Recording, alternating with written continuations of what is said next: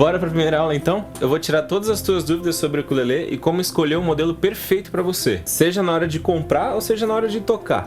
Eu vou falar sobre corpo, cordas, formatos, partes do instrumento e se você deve comprar um elétrico ou um acústico.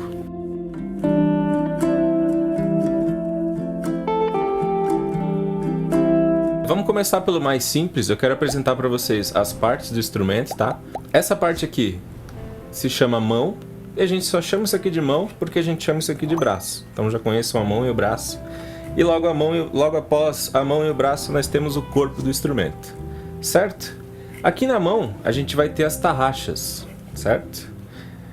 Fixadas aqui atrás e são elas as responsáveis para esticar as cordas, amarrar as cordas e esticá-las até que fiquem na sua afinação correta. Passando aqui para o braço, nós temos a pestana, que é esse pedacinho branco aqui, onde se apoiam todas as cordas. E logo adiante nós temos esses filetezinhos de metal aqui, que são os trastes. A gente chama esse conjunto todo aqui, o braço e os trastes, a gente chama de escala também, certo? Chegando aqui no corpo, nós temos a boca do instrumento. E a boca, e o nome já dá a sugestão do que ela faz, né? Na verdade, ela não capta som nenhum, tá? Isso aqui é só um buraco para que o som que essa caixa acústica gera seja jogado para fora, seja falado pela boca do instrumento, né?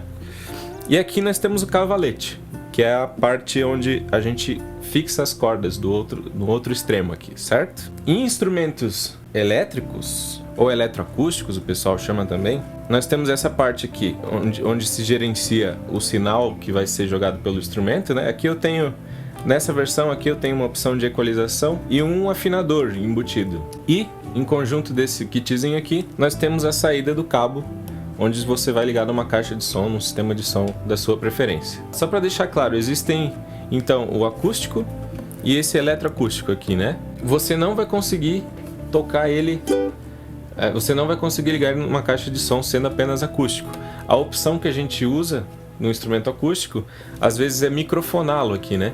Mas o ukulele não é um instrumento tão legal assim de microfonar. Ele é um instrumento meio pequenininho e o seu som acústico, às vezes não é tão potente quanto de um violão, por exemplo, para que baste colocar um microfone na frente e um microfone dinâmico, né? Porque se tu for para uma apresentação, tu vai precisar de um microfone dinâmico. Então, às vezes não é tão legal quanto ter um instrumento elétrico aqui. Assim, ó, eu vou dar um exemplo aqui para vocês de um som captado pelo microfone. Esse aqui é um microfone condensador que já é voltado para pegar um som melhor num ambiente silencioso. E daí você perceba o som a diferença do som do cabinho e do microfone. Beleza?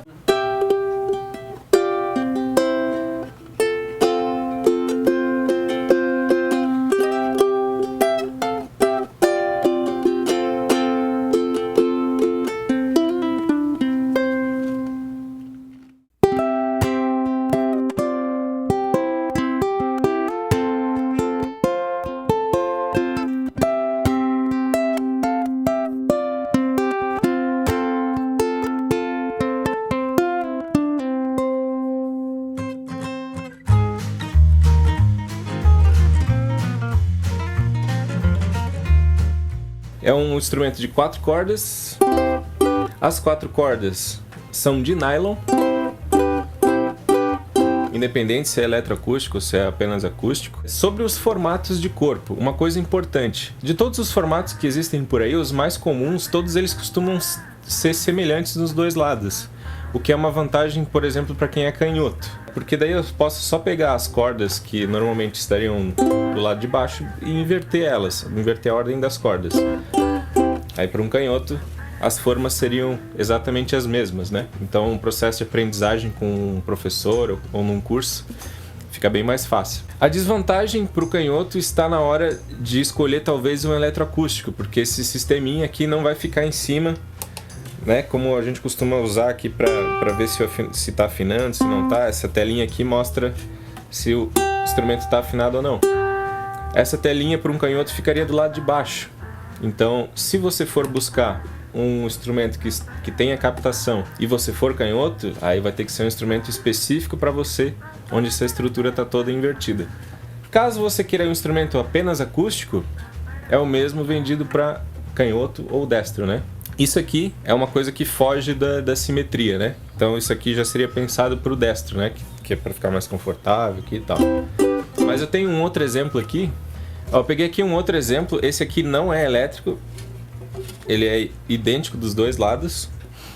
Ou seja, não é nenhum empecilho, seja para quem toca para esse lado, ou seja para quem toca para esse lado. As tarraxas são iguais também, é tudo igual. A única coisa é que você teria que inverter as cordas.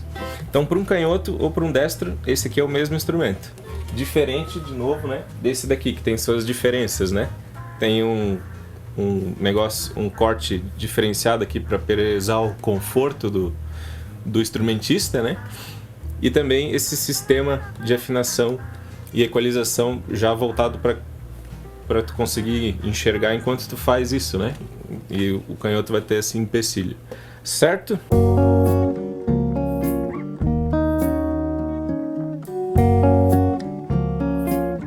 Os tipos de formato de corpo que você vai achar mais comum por aí é esse daqui, que lembra muito o formato de um violão. E tem o formato abacaxi também, que parece só um tamborzão assim, tá? Isso referente ao som não muda muita coisa, tá? Tem suas diferenças mínimas, mas nada que interfira na usabilidade dele. Você vai tocar do mesmo jeito, você vai estudar do mesmo jeito. Então eu posso dizer que é quase mais estético do que funcional. Você vai lá na loja, vê se tu curtiu mais o formato de abacaxi. Eu aconselho, ainda falando de materiais e corpo e tudo mais, eu aconselho o que puxa para madeira, tá? Existem modelos de acrílico, aqueles modelos transparentes, modelos cheios de ilustrações. Talvez isso mate um pouco do som, tá? A madeira, ela tende a vibrar com mais facilidade, porque a madeira é muito legal porque ela é um material resistente e leve. Perfeito para esse tipo de aplicação, a musical, né?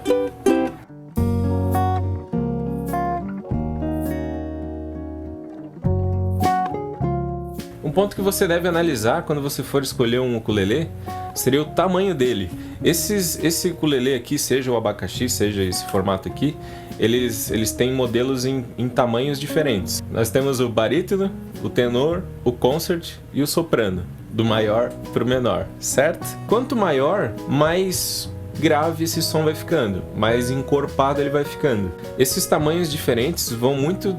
qual que seria o tamanho ideal para você? Não tem muito a ver com usabilidade, tá? Você pode ser uma moça, um cara grandão lá e querer tocar o soprano, que é o menorzinho de todos. Você vai conseguir. As casas aqui, a escala, elas têm praticamente o mesmo tamanho aqui, não vai mudar muita coisa. A diferença está no som.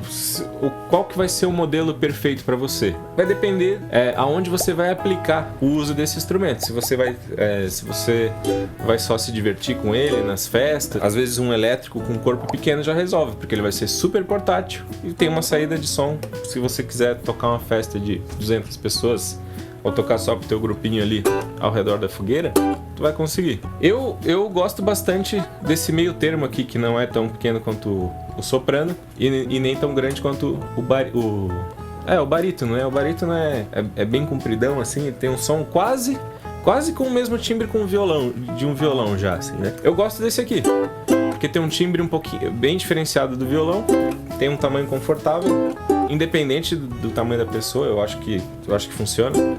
E tem um som acústico num volume confortável, assim. Nem muito baixo, que eu precise descer a lenha nas cordas, e nem muito alto, que eu possa cantar, que eu tenha que cantar mais alto para que os volumes se encaixem aqui, né? Então eu gosto bastante desse modelo aqui. Mas podem ver que é uma questão bem pessoal, né? Bem voltada para aquilo que você quer no seu dia a dia, né?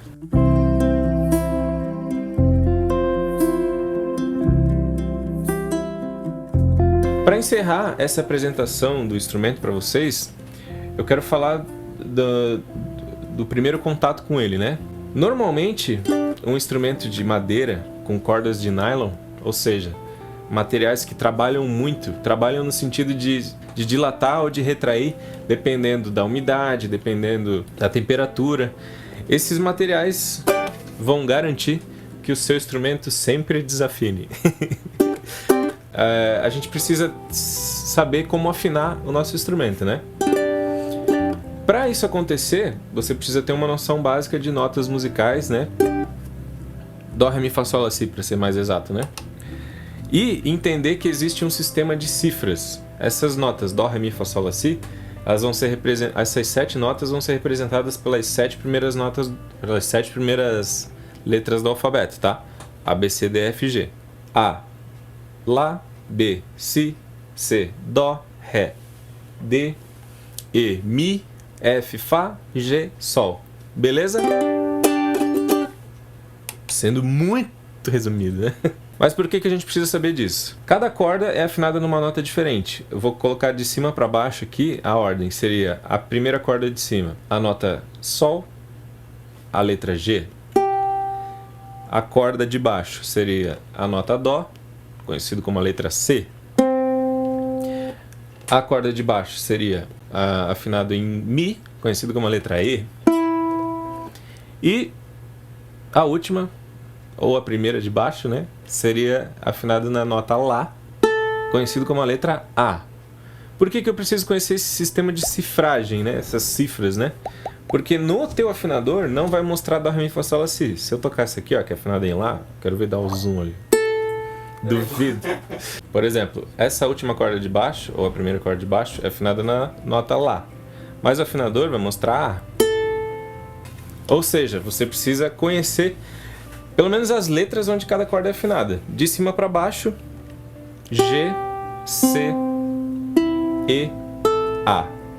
Certo? Aí o alfabeto tu conhece pelo menos, né? Não precisa focar no Dó, Ré, Mi, Fá, Sol, Lá, Si. Por que é legal conhecer o alfabeto, né? A ordem das letras. Pelo seguinte, se a corda estiver muito desafinada, por exemplo, essa aqui tá afinada em Lá, em A, né?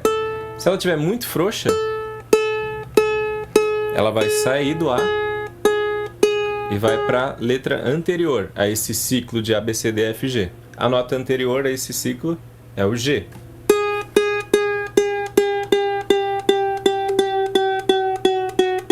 E assim por diante. Se eu estou deixando a corda mais frouxa, mais solta, eu estou regredindo nesse alfabeto. Se eu preciso chegar na letra A, eu preciso avançar nesse alfabeto, ou seja, apertar a corda.